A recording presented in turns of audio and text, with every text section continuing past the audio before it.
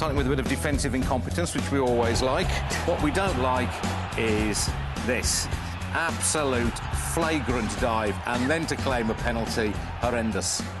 A bit of the same going on from Pedersen, who jumps a shadow here too. And this season there was so much about even the refs were getting involved. Chris Foy jumps a shadow too. Well, why shouldn't I go for something too, he seems to say. A bit of this never goes amiss, although don't do it at school, lads. And Yakubu gets a little bit from Pantsil here. Yakubu's... That's our sound effect, by the way. Yakubu's indignation just makes me laugh more every time I see it. Basic Instinct came to mind here, for reasons that I won't explain. Luckily, a programme is thrust in the way of her unbroadcastables. Before we get a look, thank you, madam. We all enjoyed that very much. Managers, we do like to get this crafty insight into their expertise, the things they spot that we can't see. Always good advice, that, isn't it?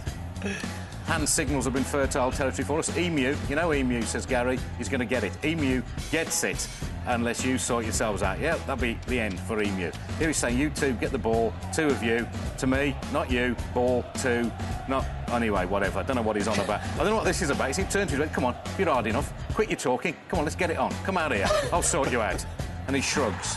This is David Moyes celebrating, yes, celebrating a goal. This is David Moyes when he's happy. This is his happy face.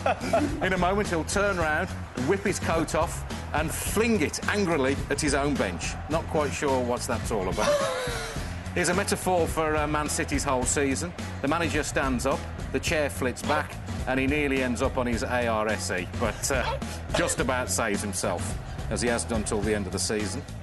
And this is a champagne moment. Mike Phelan sees a balloon. He decides to get rid of the balloon by popping it. The biggest shock of Fergie's season. Mike, I'd be careful if I was you. You might kill him with the shock, although maybe, Mike, that is what you were thinking of. Look at him jump. That's brilliant. My favourite fans of the season? Mr Strong, he certainly is. He's an Arsenal fan. If he says it's Tuesday, it is Tuesday. I like the cut of his jib. He's Arsenal fan too. Scary, has a little dance and then goes ballistic. I don't want to see him up a dark alley either. The scariest fan of all, though, I think this was a Borough fan. He looks like Ronnie O'Sullivan's brother, and he looks as though he's going to do something horrible. He does do something horrible. He shows us his man boobs.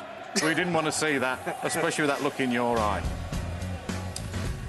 Here was the moment I knew back in August West Brom's season was going to work out. When even the ball boys can't stay on their feet, you know you're going to have trouble staying in the Premier League. Up she goes. There was a bit of the Devon Lock about that, jumping a shadow. And here we see Scott Carson doing what most West Brom fans will do when they look back at the season.